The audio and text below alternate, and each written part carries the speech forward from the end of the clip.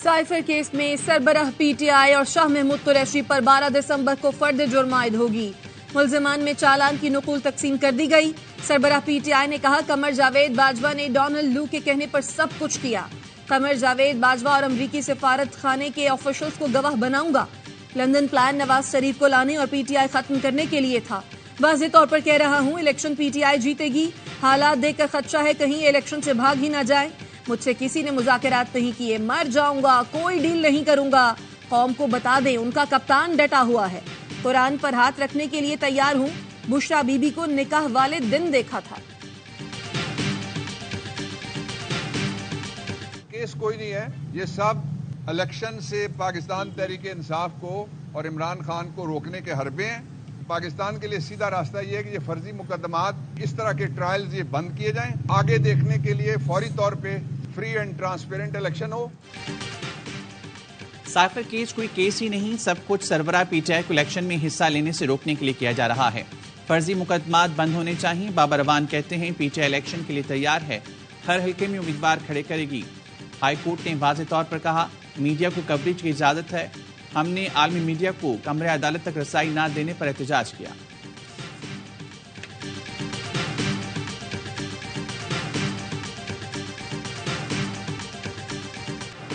Supreme court में 2 आईनी दरखास्तें दायर हैं, उन पर नंबर नहीं लगाया गया। समाअत के लिए मुकर्रर किया जाए।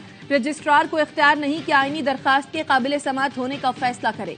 जजेस की 3 रुकनी कमेटी ही दरखास्त का जायजा ले सकती है।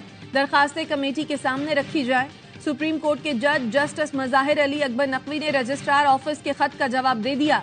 कॉपी सुप्रीम कोर्ट की 3 रुकनी कमेटी को भी भिजवा दी। रजिस्ट्रार सुप्रीम कोर्ट के 30 नवंबर के नोटिस का जवाब भी जमा करा दिया। सुप्रीम जुडिशल काउंसिल में मुतफर्रिक दरखास्त दायर।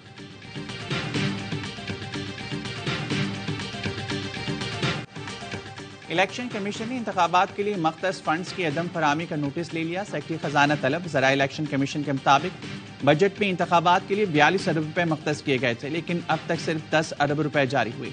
बकिया रकम की फराहमी बिला जवाज तातुल का शिकार है। इलेक्शन कमीशन पाकिस्तान को इंतखाबात के लिए फौरी तौर पर 17 अरब रुपए दरकार हैं।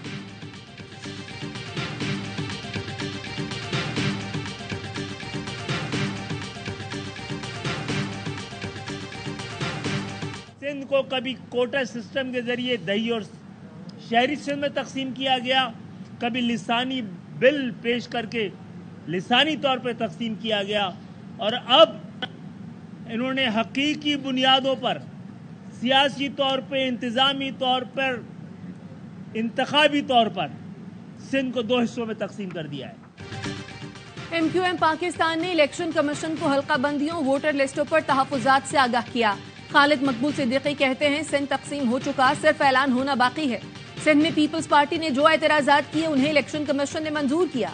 MQM और दीगर जमातों के एतराजात को दुरुस्त नहीं किया गया। इलेक्शन कमिश्नर सिंध पीपल्स पार्टी के हलफ याफ्ता कारकुन बने हुए हैं। सिंध की निगरान हुकूमत पीपल्स पार्टी के मफादात की निगरान है।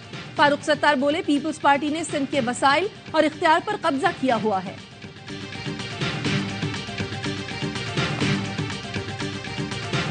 जब भी इलेक्शन करीब होते हैं तो MQM चाहती है कि ऐसे कुछ शोषे छोड़े जाएं, इस तरह कोई लिसानियत की बात हो, फिर तकसीम की बात हो, फिर पोलराइजेशन की बात हो, फिर नफरतें बढ़ाने की बात हो, फिर तासुब की बात हो कि किस तरीके उनको वोट मिल सके। लेकिन कराची के लोग सबसे ज्यादा पढ़े लिखे लोग हैं, समझदार लोग हैं। उन्होंने MQM को बिल्कुल यहाँ पे MQM की पॉलिटिक्स को यहाँ पे खत्म कर दिया कराची के लोगों ने।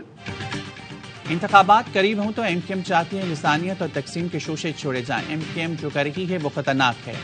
MQM में शदीद इख्तिलाफात हैं, मेरे ख्याल में वो इलेक्शन ही नहीं चाहती।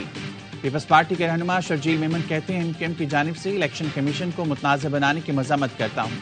किसी पार्टी को, किसी भी इदारे को मुतनाज़ बनाने की इजाज़त नहीं होनी चाहिए।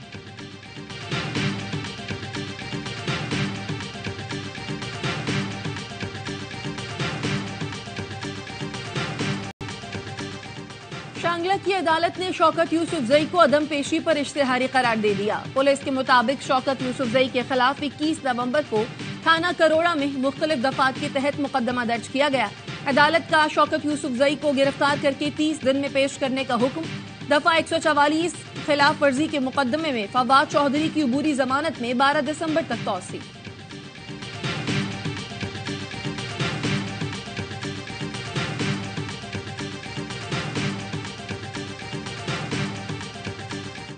एक जहन पे एक बोझ रहता है कि हमने खामखा किसी की इज्जत उछाली है। तो ये मैं आपको बावर कराना चाहता हूँ कि नहब बदल के रहेगा।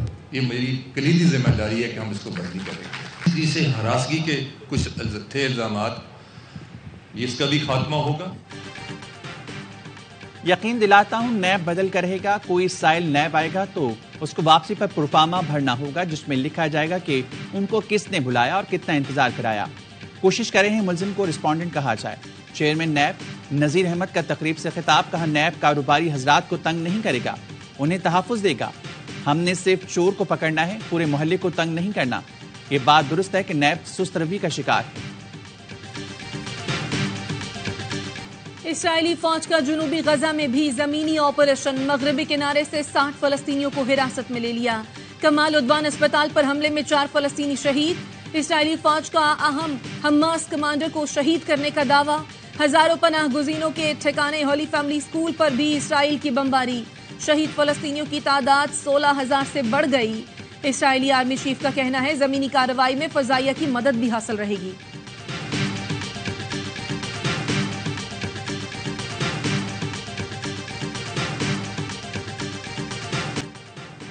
और पाकिस्तान स्टॉक मार्केट में जबरदस्त तेजी। कारोबारी हफ्ते के पहले ही रोज 100 इंडेक्स ने नया रिकॉर्ड बना लिया। इंडेक्स 62,000 की सतह अबूर कर गया। कारोबार के दौरान 1027 पॉइंट्स का इजाफा देखा गया। माहिरीन का कहना है निगरान हुकूमत के फैसलों से मुल्क की मईशत ठीक समत में जा रही है।